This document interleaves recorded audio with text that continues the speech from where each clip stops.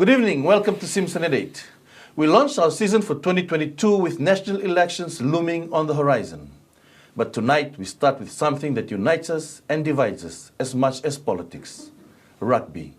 In particular, the historic entry and first season of the Fijian Drua into the Super Rugby Pacific competition. The Drua play their big first home game against the Highlanders this Saturday at the ANZ Stadium. And tonight, joining us to discuss the aspects, challenges and vision of this Drua journey, we're joined by Fijian Drua head coach Mick Byrne. Mick, welcome to Simpson. Thank you very much for having me. It's great to be here, and it's been an exciting trip for the boys, and we're really looking forward to the weekend. Great, thanks. And we'll talk about this journey, and I think I'll put a disclaimer that, like most Fijians, I'm a big fan of the Fijian Drua, so this is a hard interview for me to stay neutral in. But do your best.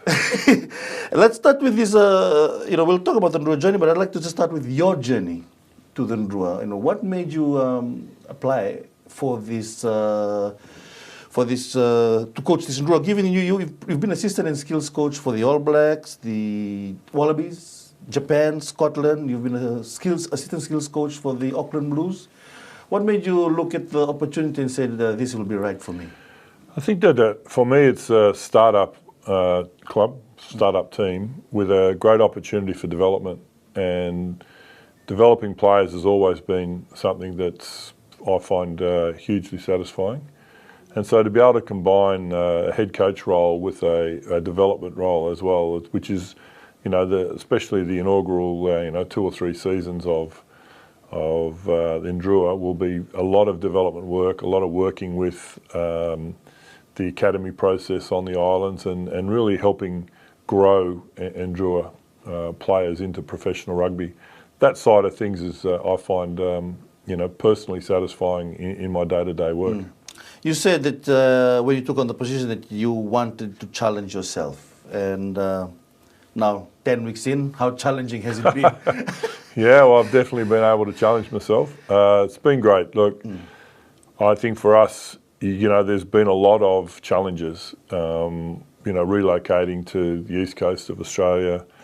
Recently, there's been a lot of flooding on the east coast of Australia, and our neighbours at Byron and worse down at Ballina have lost homes and have been flooded out, and eventually it got us at Lennox and we were evacuated.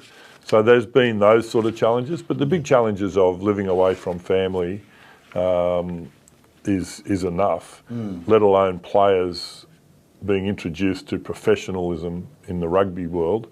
That's a big enough challenge on its own. So our players have shown great resilience and great excitement for the game. That's right. Can you outline some of those challenges about that stepping up? Obviously you said Super Rugby is very demanding.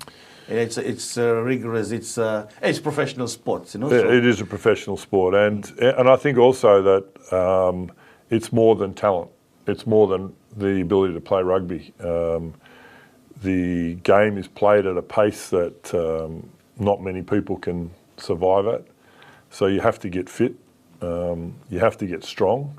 Natural talent will only give you an opportunity to be recruited into Super Rugby, but to make it in Super Rugby, you've got to be fit, you've got to be strong, and you've got to be able to have a mental toughness that get up and do it again tomorrow. It's not... the enjoyment is definitely in the game and definitely in the playing, but when you're first exposed to professional rugby, it is a hard graft, and some of our guys have shown great resilience because it wasn't comfortable for them. They didn't enjoy getting up tomorrow and doing what they did yesterday because yesterday was really hard. But fortunately, we had a great facility, and that sort of helped us get through it.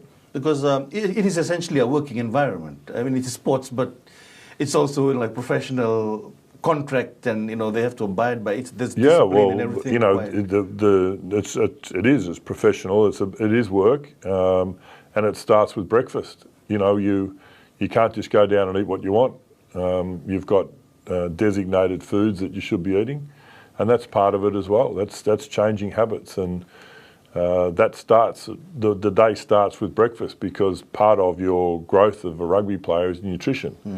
And then there's your preparation for training. And so then you move from breakfast into, the prehab area, and you get ready for training, and then you get your strapping, and then you're on to training, and then you get recovery, and then there's recovery fuels, and then there's lunch. And again, that's work as well. It's not it's you've got to change those habits. And I think for some of our guys, the constant living in that professional environment was a real challenge. They accepted it, but it was a challenge. And with all challenges, you've got to work hard at it. It's not just fun and games.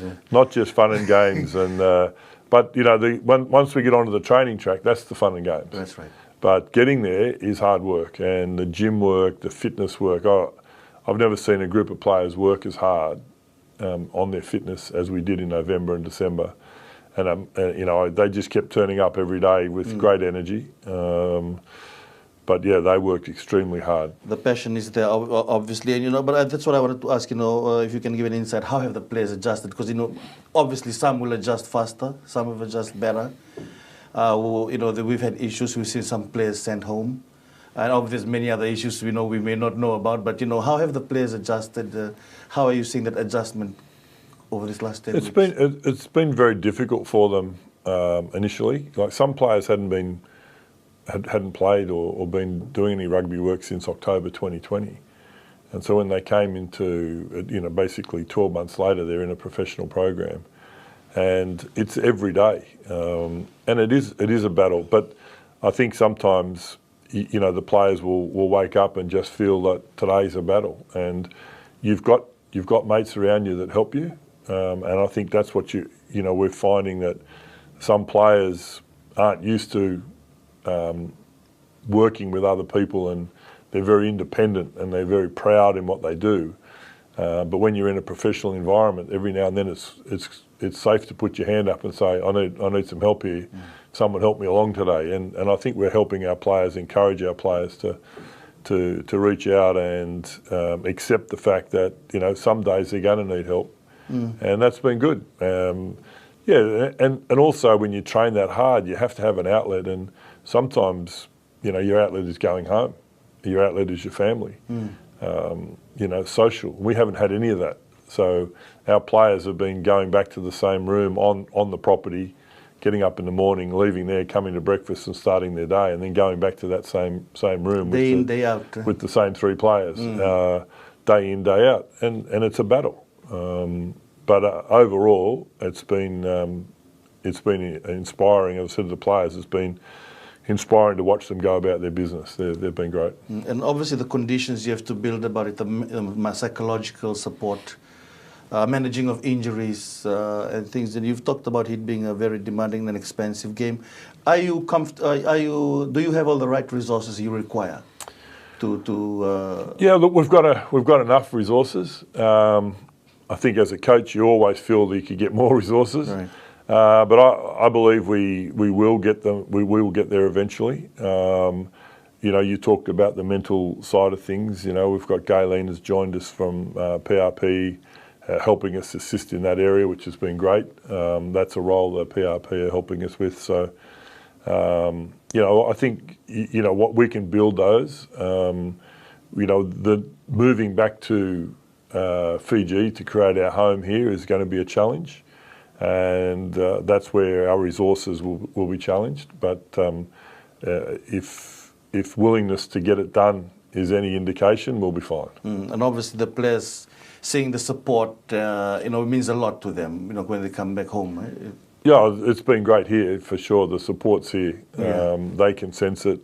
We can all sense it. But the resources we've currently got where we're at have been great. Like the facilities at Lake Ainsworth at Lennox Head is world class. You actually, if you had just a blanket block of land, you'd probably build something very much like we're at. So we've been very lucky in that regard. Okay, good. Now, just talking about you talk about the working conditions, it's professional sports. There's been a lot of speculation about the Drua salary structure and if it's compensating the players effectively. How are you seeing the Drua salary, how competitive it is, and has it impeded some of the selections that you want to get into the team?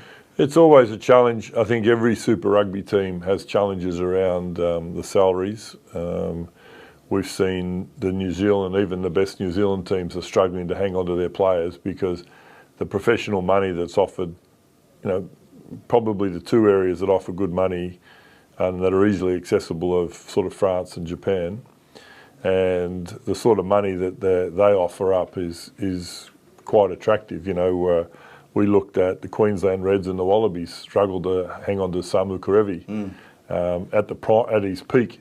So we're going to experience that as well, and all we're really doing, is we're probably exposing some great talent back into that market, and we understand we're probably going to lose a couple of players along the journey, and in all fairness, and I've said to the players, I'll be very happy for them if that happens, because that's going to challenge us now that we're back here in Fiji to find the next group of players coming through our academy program and the development and get the conveyor belt, if you like, going so that there's another group of players ready to step in. Almost factory style. Yeah, and so those top players, they'll go with our wishes because they'll give great service to us. And then if they can experience. And if they can go on and earn a good living where they can look after their families for future, ideally we want to hang on to them, but we're realistic. We understand that if the Blues or the Reds can't hang on to their best players, we're probably not going to be able to hang on to ours. As long as we're producing good players and that we can hang on to those players and get a few years out of them, a few years good service. Yeah. I think it's part of the nature of the game at the moment. And I'll be the first to shake their hand as they walk out our door to say, you've been great for us, and really now's a chance to look after your family, and we'll bring another fresh bunch of young guys, and we'll expose them to the hard yards. So it'll be good. You're watching Simpson 8. We're with Drua head coach Mick Byrne. We'll be back after the break.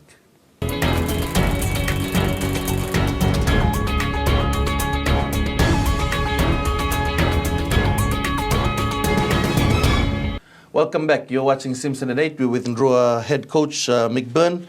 Mick, before the break, we talked about the development process and the exposing of talent and the ability of the Drua to hold on to players. And some of these young players, you can see the stars that are turning up, the exciting players, the Rotaves, the Hambosis. How you see Mira, these are young players. And how do you see their growth and development in the game? Well, I think they've come a long way in a short period of time. They've got themselves fit, and that means that they can now display their talents for 80 minutes, which a lot of people look at and go, he is a good player. And we've got a team of them. There are some young players there. You mentioned, Mbossi and Mira and Kitty Solara. I don't want to keep going because I can probably name the team. But as we go through these young guys, we know that we've put them on the world stage, and we want them to be Drua players for their life. But we understand the realities of life is that as we develop them and they develop and they work hard and they become the players that potentially they could become, there's going to be an overseas market for them. Hopefully that we can, as an Drua side, we can keep them here because of the program we're running.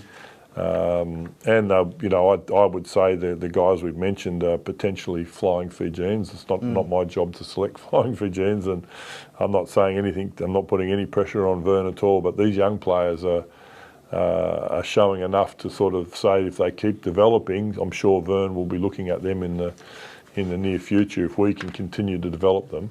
But he won't be the only one. So we've just got to work and see how it unfolds over the next few years. Yeah, it comes down to how the kind of contracts are structured for them. And the other side of it is home. One of the things about Drua, which is fantastic, and this is what's going to help us hang on to these players, is the only access they had to professional rugby was to leave.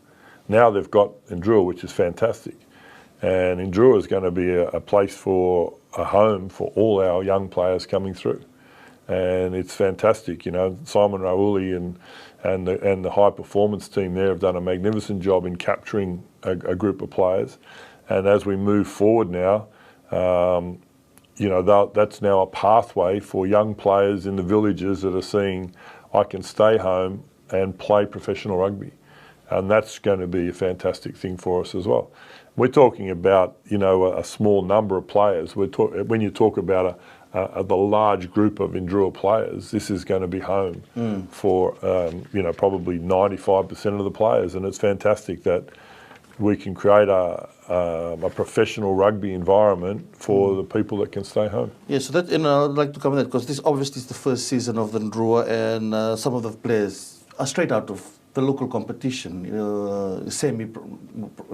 probably not really can say it's professional. Skipper rugby. Yep. And then some are from the high performance unit run by Simon Rawalui and Bill Gandolo. Chris Minimbi came through those programs, for instance, some of the other players. To step up onto the grassroots stage, how can the local competitions like the skipper or the players identified into the HPU be strengthened and better prepared to transition into a Drua setup? Well, we're working. Bill came over and spent some time with us, and Bill's been in with us all week, and we've got a crossover training session with our non-23 players on Friday afternoon, and we're passing down a lot of the work now. Nathar has been with us, obviously running our program. He can now help implement some of the fitness and conditioning parts of it for 15s rugby, some of the strength programs, and we can assist the people on the island now that are working in those programs. We can have they've come in and they're having a look, and the coaches are coming in, and they're now going to have an opportunity to work with the 15 and 16-year-old boys as they come through, and girls as they come through, and see what they can prepare them so that the step up from skipper to super rugby isn't as big in the areas of strength and conditioning and nutrition.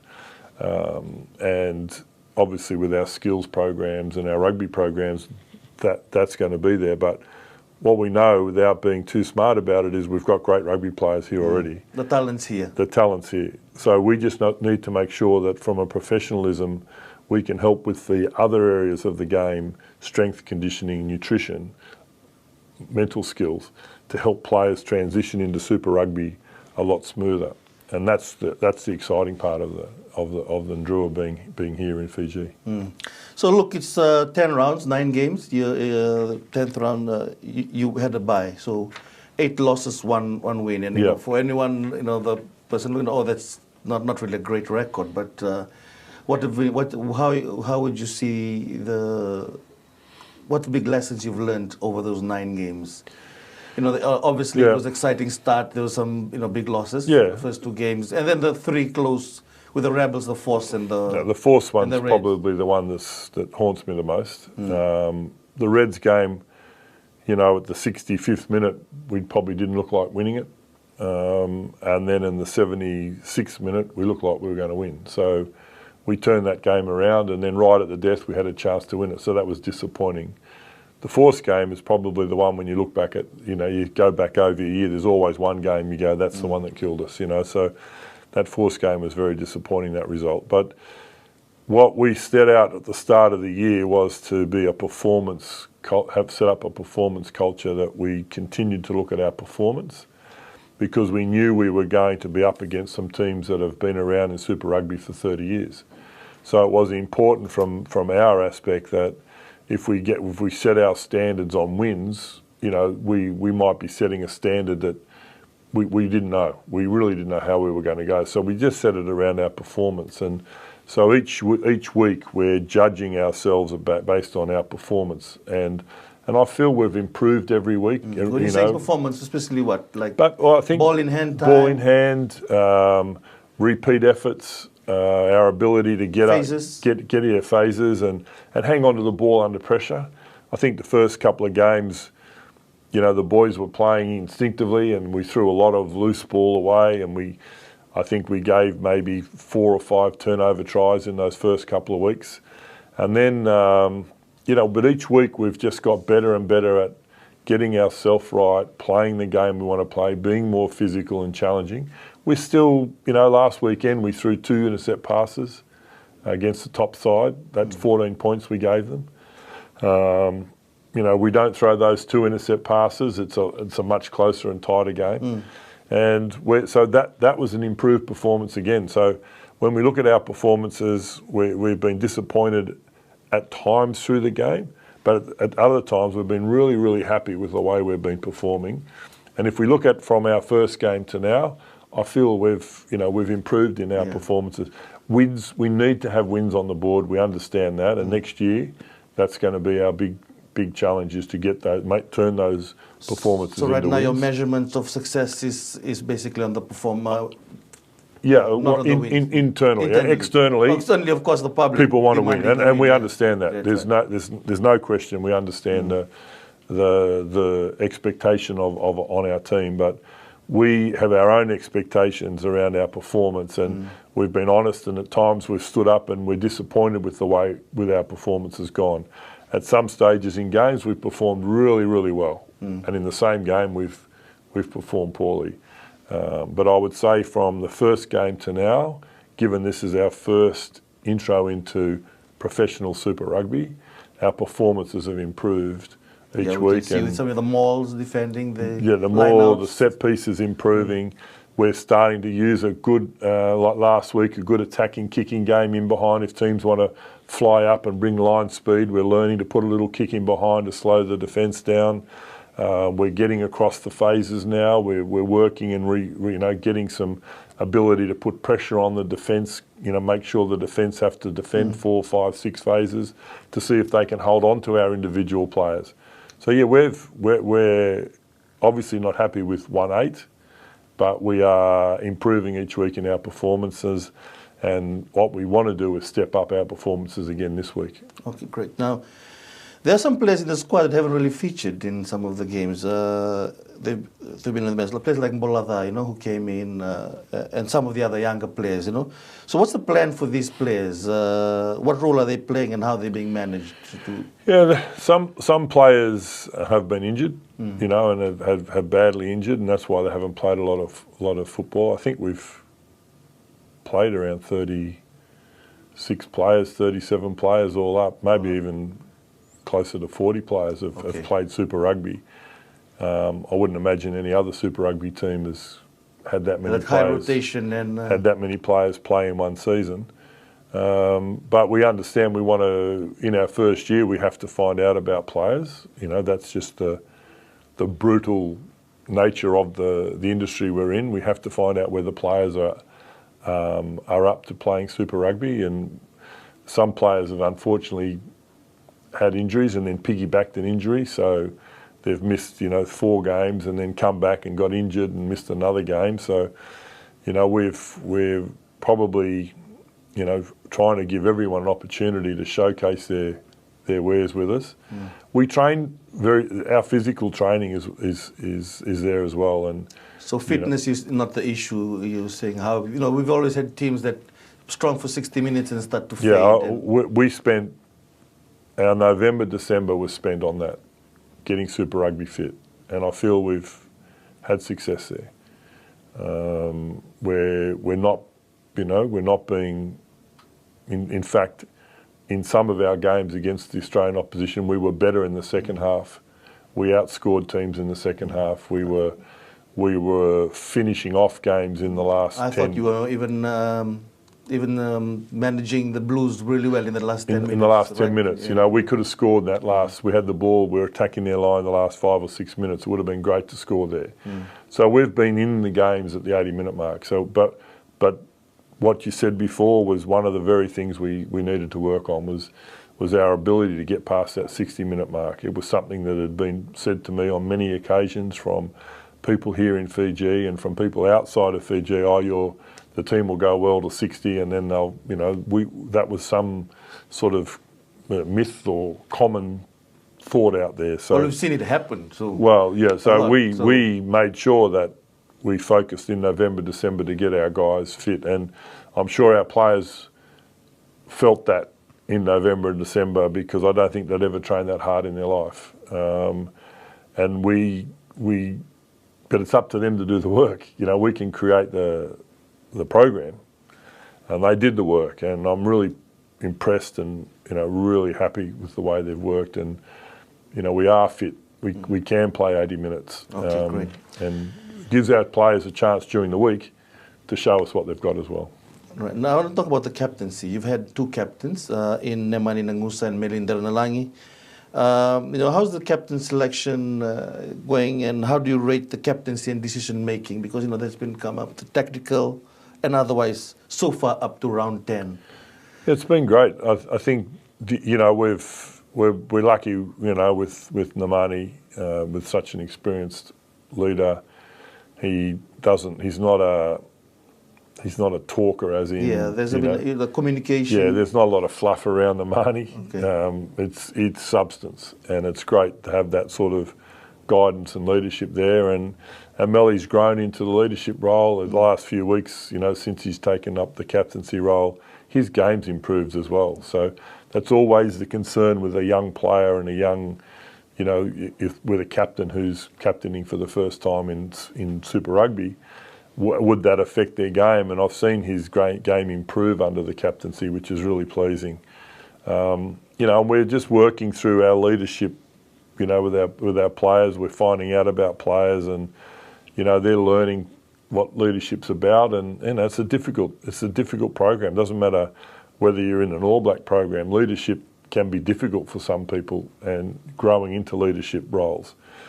And so we're working really hard on helping our players grow into those roles. And are you building a leadership group amongst the team? We've got it's a young group, and, you know, I haven't put too much pressure on them, just because I want them to be able to enjoy the year as well, and I want them to enjoy playing and find out for themselves about their own playing ability, because, you know, sometimes in a leadership group you tend to get caught up in a lot of other people's areas and working on other things.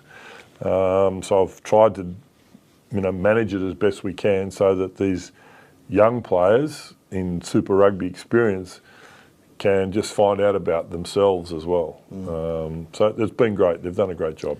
Right, so just before I go to the break, they're telling me time's over for the second segment, but just the decision making on the field at times. You know, there's been a lot of talk about quick taps when they, you know, could have been a bit more more tactical in kicking for the line. And so how are you seeing the decision making and how it's improving? That's part of our because performance.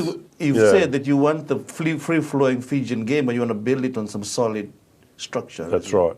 So, you know, getting our set piece right, especially our line out, our scrum's been good. Our line out, getting that right early on to sort of get us some ball. Because in a game of Super Rugby, probably the top two ways you're going to get the ball are line-outs and kicks to you. And I would say that teams probably don't really want to kick too much to us. They'd probably rather kick it out. So our line-outs become an area that we've got to keep working on and improve. So getting ball that way.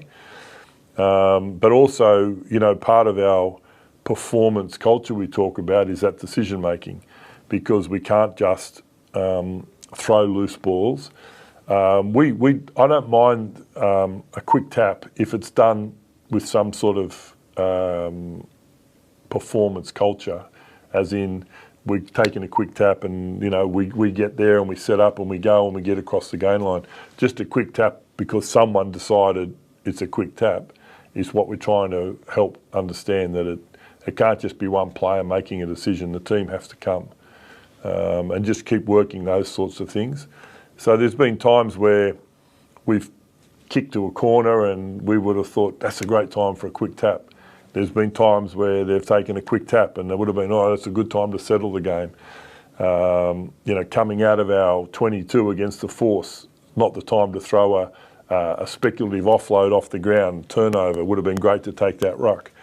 These are all our learning moments we've had during the year, and you know, the players have been very honest in the review process, and that's why we're getting better each week, and we're learning each week. All right. In the workings of the Fijian Drua team from head coach Mick Byrne, watching Simpson 8. We'll be back after the break.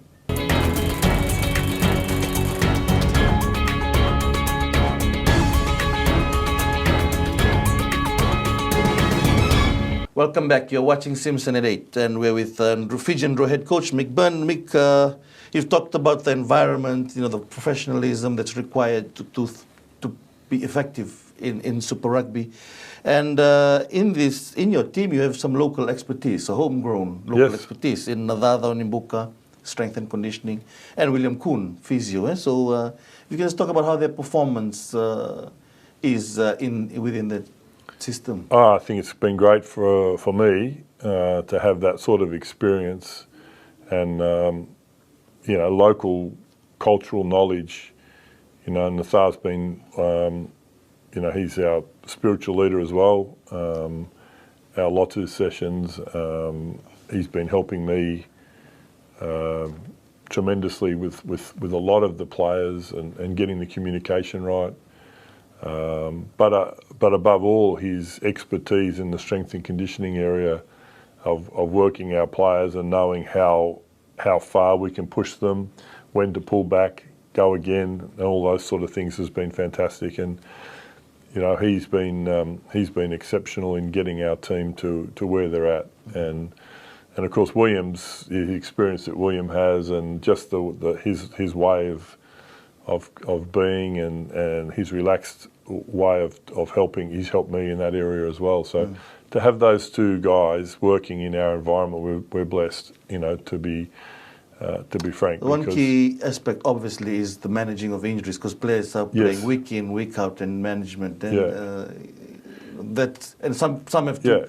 You have the ability to even play with some injuries. That's right. Well, Nathar's been good at keeping the belt going through to William there with injuries. he keeps breaking them down, and William keeps fixing them up. No, but I think in all seriousness, it's been great, because as we push through some of these players, some of these players have had to lose quite a lot of weight and condition, and when you do that, your body shape changes, and in the process, your body starts to break down. And William's been great at getting players back on the track so that we don't lose a lot of time with them.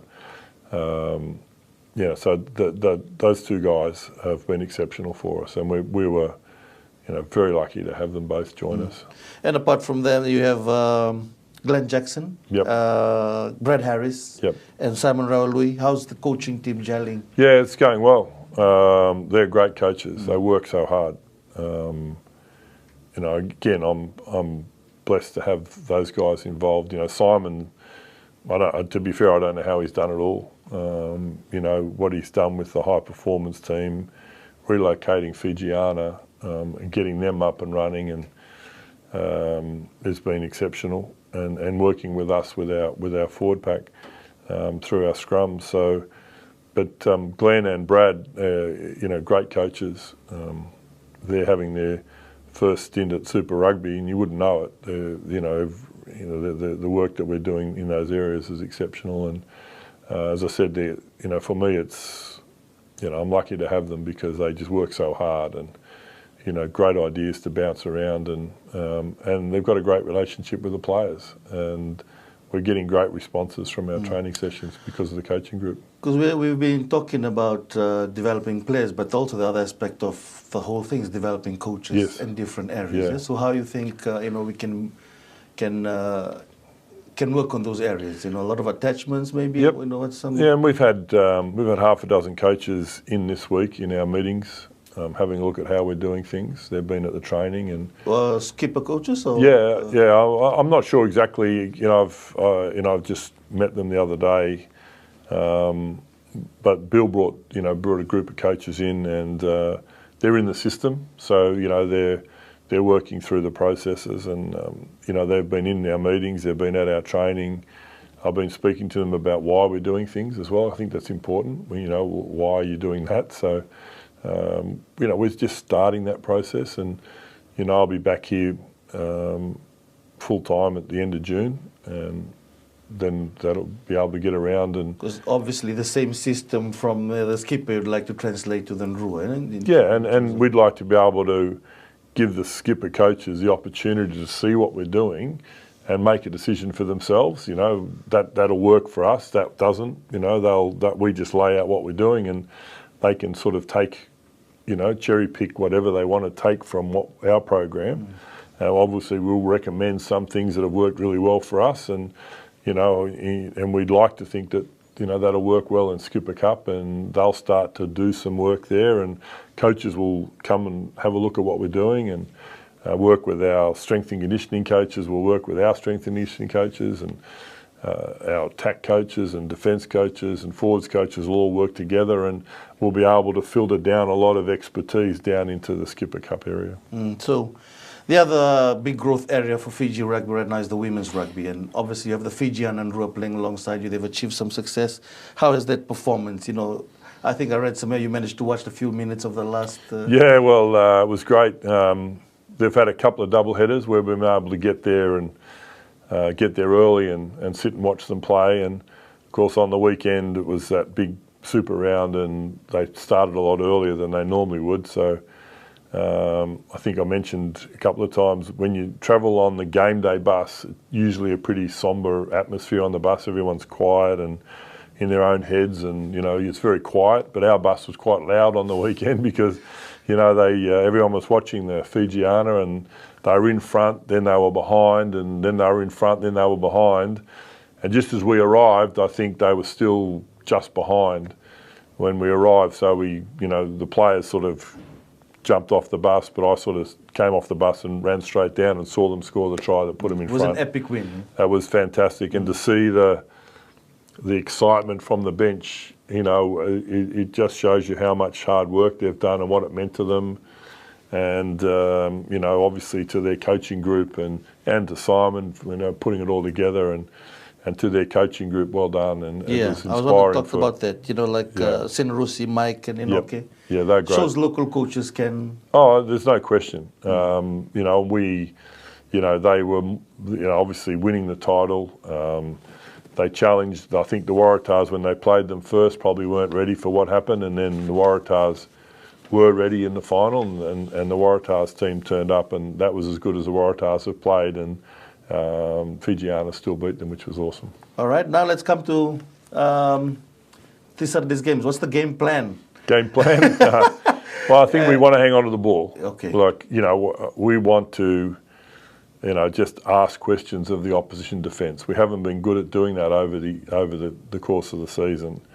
And on our home ground, we've just got to make sure we stay focused on our performance. And 15 players will beat the Highlanders. And that's our mindset. We can't have a player going out there thinking that they're going to do something that's a little bit special today and beat the Highlanders. We have to stay focused as a 15 and do our work and hang on to the ball, and if we can do that, if we can ask the Highlanders to make lots of tackles, I think we'll be okay. All right, so we're sitting now at number 11, above one, but the two above us, they're not high, much really that above us, so we're on 6 points. Yeah, well, we beat the Highlanders on the weekend. We'll push in front of them. Because the goal, I'd think, it'd be to try and make that top 8. Yeah, and I think if we can get 4 wins, that'll probably get us there. It's not easy, New Zealand teams. It's not easy, the New Zealand teams, but, if we can start this weekend, it gives us a couple more opportunities. And that was always going to be the situation, given that it's a 12-team competition and 8 teams are going to play in the finals. And that's why I think, the Western Force game and, that time against the Reds where we could have won that one at the end and, get a couple more wins now, we're definitely in the hunt for the finals. It's still mathematically possible, but we need to start winning this weekend. All right, so, and obviously the teams above you, the Force and the Rebels, also playing the New Zealand team. So that's right. Yeah, so we've got that's why that Force game is going to come back to haunt me at the end of the year, I know it. All right, just to end off, Mick, the jury's still out, the public on your performance and the performance of the team. We have a very passionate, demanding public that doesn't want to even see about the first season. They just want wins, obviously. But to those that are critical about you and the team's performance, what would you want them to take in account? What would be a response? How should success in the first season be measured? Well, I think I don't want them to change their expectation. I want them to have that expectation. We've got that same expectation. So we're critical of ourselves, and we're not happy with, as I said, the Western Force game and the Reds game. There were games that we could have won, and we're critical of ourselves there. And I don't want our supporters to lower their expectations at all. I want them to keep it because, you know, our expectations are the same, and, you know, our expectations are probably higher because we win games and still are critical of ourselves. You know, so even, you know, when we beat the Rebels, when we reviewed that game, our performance, we weren't happy. So, you know, we set quite a high expectation of ourselves as well. And so I don't want our supporters to go easy on us in that regard. We'll step up to the plate and we'll continue to work on our performance. We're not going to be sidetracked though by what we understand our performance and where we're at, and we're not going to be sidetracked away from growing our performance week in and week out.